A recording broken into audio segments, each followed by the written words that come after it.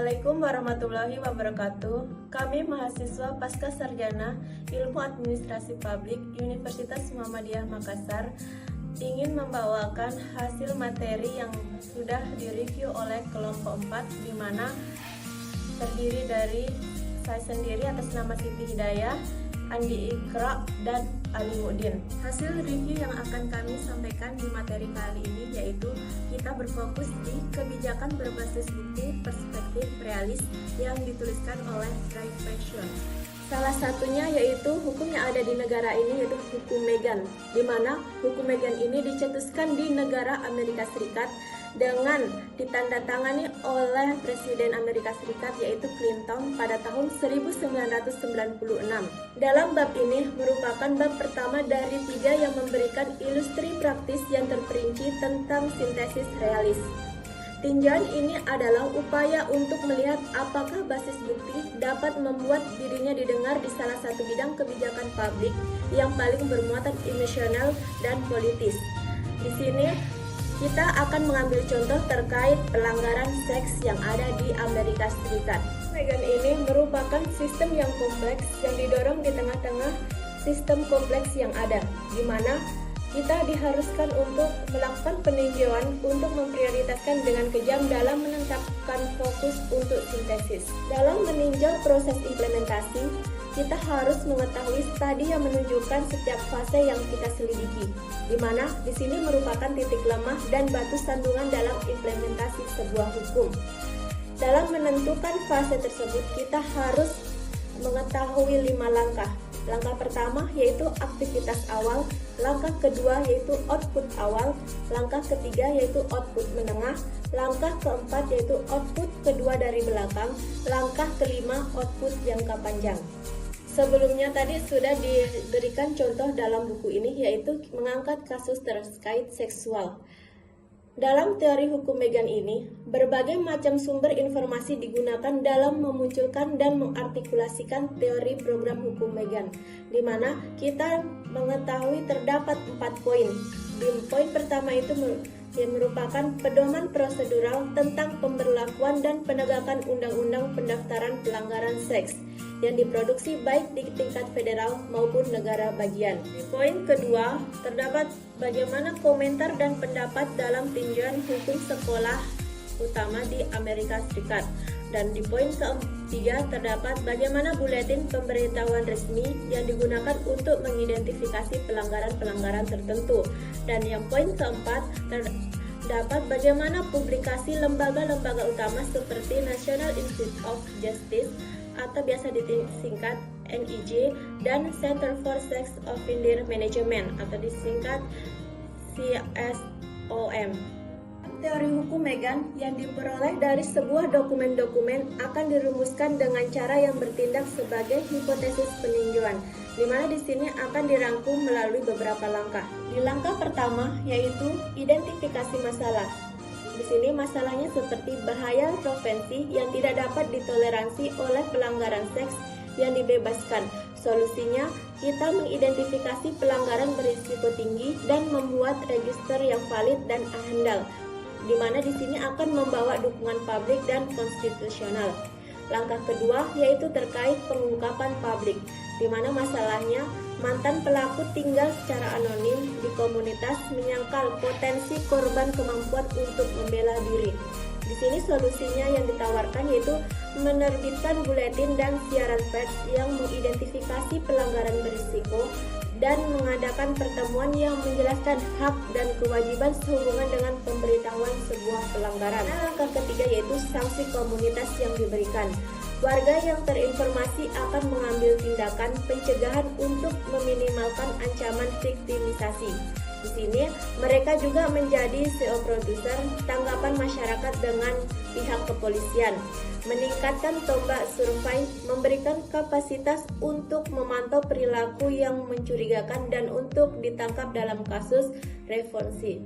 Dan langkah keempat yaitu bagaimana kita mengetahui respon pelaku. Di sini residivismenya berkurang dengan pelaku mengakui penurunan peluang dari risikonya, penangkapan yang lebih tinggi. Dalam buku ini mengangkat contoh kasus, yaitu semisal seseorang berurusan dengan seseorang eksibisionis kompulsif, meskipun mungkin ada kemungkinan besar residivisme. Pelanggaran itu sendiri dianggap sebagai pelanggaran sebuah gangguan. Oleh karena itu, risiko pelaku terhadap masyarakat akan lebih rendah. Konsistennya dengan rendahnya hukum-hukum yang terkait dengan pelanggaran tersebut. Sebaliknya, dengan pelaku kekerasan yang memiliki riwayat bahaya korban yang substansial, maka kemungkinan residivisme yang relatif rendah dapat mengakibatkan risiko sedang atau tinggi bagi masyarakat untuk mengingat keseriusan prevensi. Langkah kedua yang ditawarkan yaitu terkait diskur publik, di mana langkah kedua dari teori program ini merupakan adalah sebuah titik untuk menjembatani di mana pendaftaran informasi diungkapkan sebelum publik terlibat dalam pengelolaan pelanggaran berisiko yang tinggi. Tujuan pertama dan pemberitahuan publik adalah kelanjutan dari teori-teori yang berisiko yang diidentifikasi pada langkah pertama. Langkah ketiga yaitu sanksi masyarakat. Langkah ketiga menyangkut tentang harapan, perlindungan, dan sanksi yang dianggap sudah tua sebagai akibat dari perintah pemberitahuan. Pada satu tingkat, teori program didasarkan pada penghindaran bahaya yang sederhana, dengan memberitahu publik bahwa tentang kehadiran pelaku kejahatan seksual di masyarakat. Tetangga akan dapat perlindungan diri dari pelaku kejahatan seksual dengan menjauhkan diri dan anak-anak mereka dari bahaya. Dan langkah terakhir yaitu terkait bagaimana respon pelaku. Pada langkah terakhir dari teori program yang ditawarkan oleh hukum Megan, reaksi yang beragam diharapkan berdasarkan berbagai tingkat perhitungan rasional dan refleksi diri dari pihak individu. Pencegahan kejahatan situasional berusaha untuk mengilhami pelaku potensial dengan pengetahuan tentang peningkatan risiko tertangkap dan peningkatan upaya yang diperlukan untuk melanjutkan perilaku menyinggung. Selanjutnya, tindakan yang ditawarkan dalam hukum Megan yaitu bagaimana cara mensintesis sebuah bukti. Di atas sudah dijelaskan sebuah teori dasar hukum Megan seperti yang terlihat melalui mata para arsitek utamanya.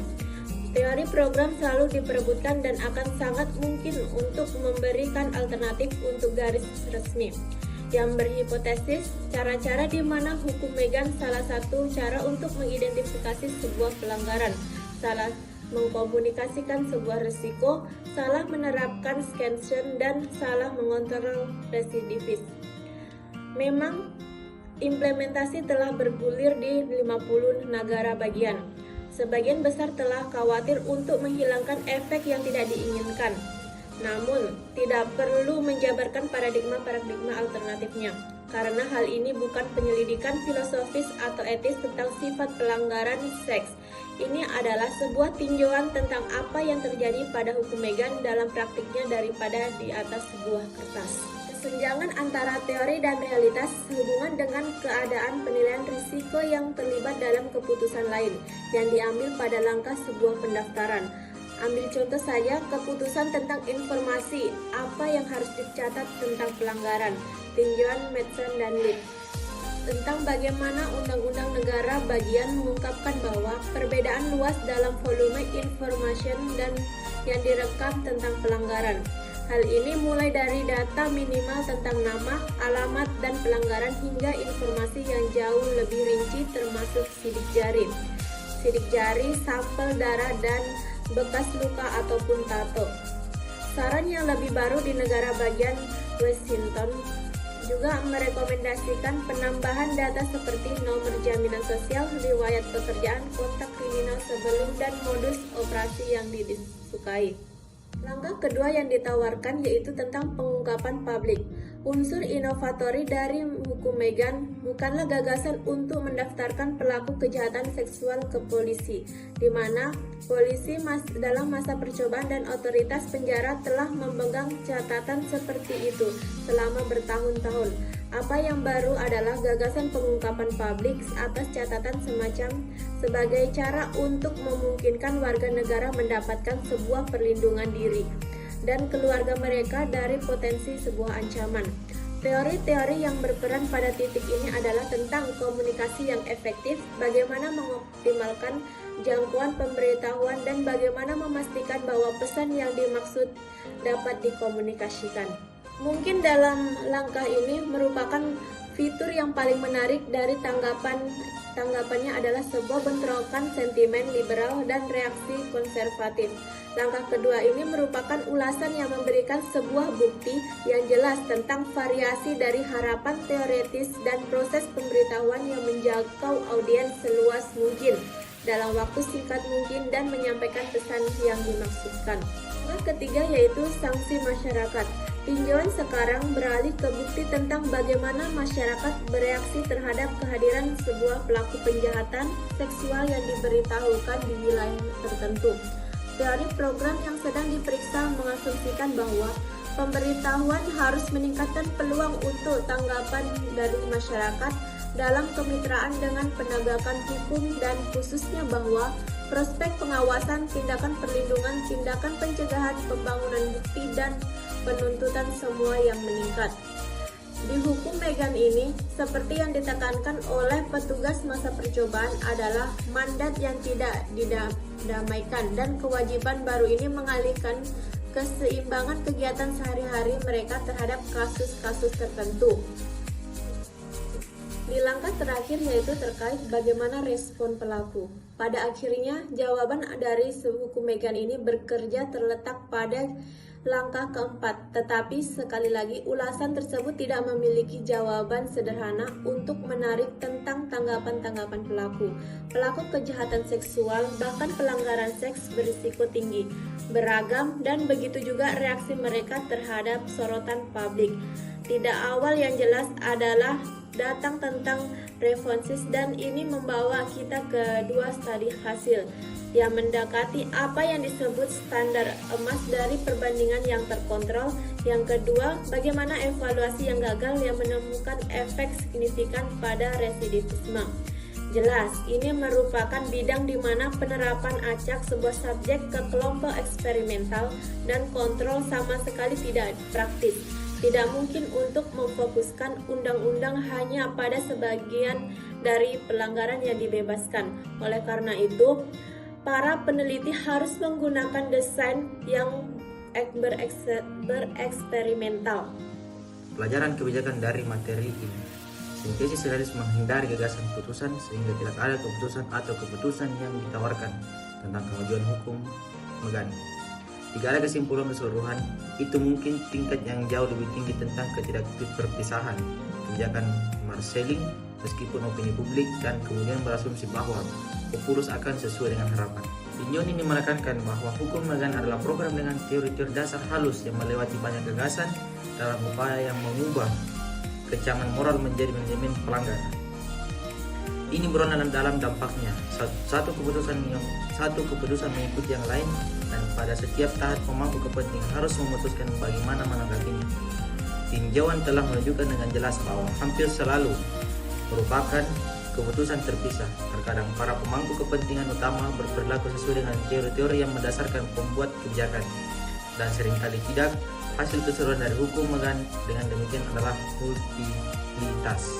Keputusan dan konsekuensi yang ditawarkan hukum Megan. Itu pertama, poin keputusan penilaian risiko. Konsekuensi langsungnya itu menengah dan jangka panjang itu jika risiko dapat dinilai dengan sempurna, tidak perlu ada hukum Megan. Penilaian risiko cenderung sedikit demi sedikit dan jauh melampaui target awal pelanggaran predator terhadap anak-anak. Sejumlah besar sumber daya manajemen dan energi emosional ditarik ke dalam penanganan kasus-kasus berisiko tinggi dan diklasifikasikan yang mungkin lebih baik ditangani melalui respon yang lebih beragam.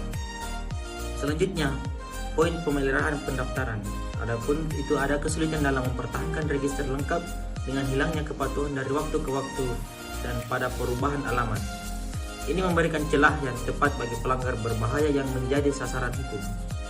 Terus poin selanjutnya itu detail pendaftaran, yaitu kedalaman pencatatan bervariasi secara signifikan. Sifat pendaftaran komprehensif sedemikian rupa sehingga mereka lebih cenderung membantu deteksi daripada pencegahan. Dan ada beberapa bukti bahwa hukum Megan beroperasi lebih berhasil untuk tujuan ini. Poin selanjutnya yaitu poin legitimasi pendaftaran. Began selalu memperjuangkan keselamatan publik atas hak-hak pelanggaran atas privasi. Otoritas moral ini telah selamat dari banyak tantangan konstitusional dan melegitimasikan mempermalukan para pelanggar. Sebagian besar publik, tetapi hanya sedikit pelanggar yang menerima dasar hukum dan kekuatan moral dari kecaman tersebut. Poin selanjutnya yaitu poin pemberitahuan mode. Yaitu pemberitahuan dilakukan melalui buletin, selebaran, rapat, kunjungan, dan dari pintu ke pintu, siaran pers, radio dan televisi, atau akses internet. Ini memiliki trade-off yang serupa dengan yang di atas, ditambah yang lebih jauh semakin banyak publik media, semakin sedikit kontrol pusat. Poin selanjutnya yaitu tanggapan komunitas kemitraan, yaitu undang-undang Magan adalah mandat yang tidak didanai. Ini membutuhkan respon multi agensi yang kompleks tetapi menyediakan sedikit sumber daya tambahan untuk tujuan ini. Komunitas yang diberitahukan berbeda dengan beberapa tidak memiliki budaya aksi komunitas bersama, dengan hasil bahwa tanggapan sebagian besar diserahkan kepada praktisi dan anggota individu masyarakat. Selanjutnya itu respon komunitas praktisi, yaitu praktisi tetap penting dalam menegakkan hukum, adanya pemandingan kedalaman dan keluasan dalam pengawasan, serta tugas-tugas baru dalam tanggap darurat terhadap konsekuensi yang merugikan dari hukum. Penahanan dan pengendalian menjadi lebih intensif dan ada peningkatan dalam kegiatan promosi keselamatan publik. Poin selanjutnya itu tanggapan komunitas publik, yaitu kesaksian publik mengungkapkan tanggapan yang bervariasi dari saksi tangan merah tentang pelanggaran lebih lanjut hingga serangan berdarah pikiran terhadap mantan pelanggar. Estimasi keseimbangan tanggapan tidak jelas, tetapi peluang untuk pengawasan rendah mengingat efisiensi register dan pola pelanggaran. Pelecehan itu signifikan, tetapi perkiraan praktisi dan pelaku tentang keseriusannya berbeda. Poin terakhir yaitu tanggapan pelaku, yaitu efek utama dari hukum terletak pada pelaku pada umumnya. Semua tindakan bertemu dengan reaksi yang kompleks dan beragam. Kepatuhan terhadap pendaftaran berbeda, upaya pengawasan yang lebih intensif terhadap mendapat respon yang beragam. Perawatan tidak mulai dilakukan dengan pengawasan publik. Ada sedikit bukti tentang efek mempermalukan dari intervensi tersebut. Dampaknya pada residivisme tampaknya sedikit, tetapi tingkatnya masih belum diketahui. Mungkin itulah hasil review yang telah kami paparkan, hasil kerja dari kelompok 4. Lebih dan kurangnya mohon dimaafkan. Kami pamit undur diri. Billahi bisabil haq, fastabiqul khairat. Assalamualaikum warahmatullahi wabarakatuh.